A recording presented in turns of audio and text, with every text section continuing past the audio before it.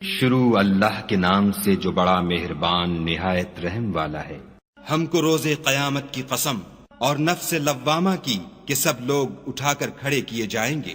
کیا انسان یہ خیال کرتا ہے کہ ہم اس کی بکھری ہوئی ہڈیاں اکٹھی نہیں کریں گے؟ ضرور کریں گے، اور ہم اس بات پر قادر ہیں کہ اس کی پور پور درست کر دیں، مگر انسان چاہتا ہے کہ آگے کو خود سری کرتا جائے۔ پوچھتا ہے کہ قیامت کا دن کب ہوگا، جب آنکھیں چندھیا جائیں اور چاند گہنا جائے اور سورج اور چاند جمع کر دیے جائیں۔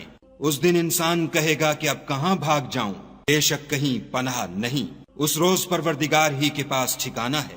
اس دن انسان کو جو عمل اس نے آگے بھیجے اور جو پیچھے چھوڑے ہوں گے سب بتا دیے جائیں گے، بلکہ انسان آپ اپنا گواہ ہے، اگرچہ عذر و معذرت کرتا رہے۔ اور اے محمد صلی اللہ علیہ وآلہ وسلم، وحی کے پڑھنے کے لیے اپنی زبان نہ چلایا کرو کہ اس کو جلد یاد کر لو۔ اس کا جمع کرنا اور پڑھانا ہمارے ذمے ہے۔ جب ہم وحی پڑھا کریں تو تم اس کو سنا کرو اور پھر اسی طرح پڑھا کرو، پھر اس کے معانی کا بیان بھی ہمارے ذمے ہے۔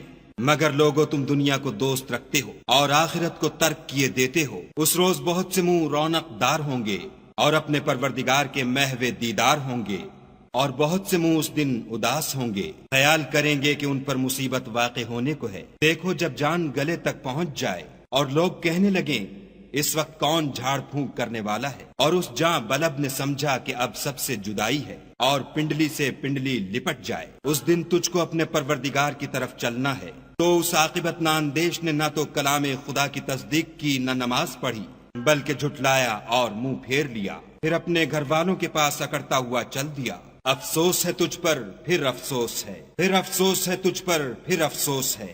کیا انسان خیال کرتا ہے کہ یوں ہی چھوڑ دیا جائے گا؟ کیا وہ منی کا جو رحم میں ڈالی جاتی ہے ایک قطرہ نہ تھا؟ پھر لوتھڑا ہوا، پھر خدا نے اس کو بنایا، پھر اس کے اعضاء کو درست کیا، پھر اس کی دو قسمیں بنائیں، ایک مرد اور ایک عورت۔ کیا اس کو اس بات پر قدرت نہیں کہ مردوں کو جلا اٹھائے؟